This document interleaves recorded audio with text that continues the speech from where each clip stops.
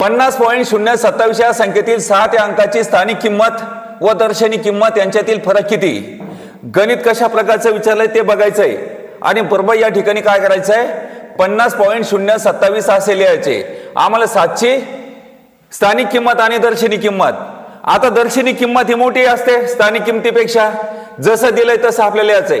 मग आता 7ची दर्शनी किंमत लिहायचं 7, ही झाली दर्शनी किंमत.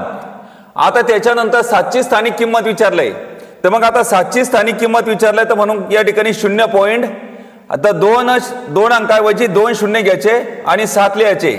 त्याच्यानंतर घर भरून घ्यायचे, पॉइंटच्या पुढे 3 अंक म्हणून 3 शून्य लिहायचे. आता यांची करा वजाबाकी.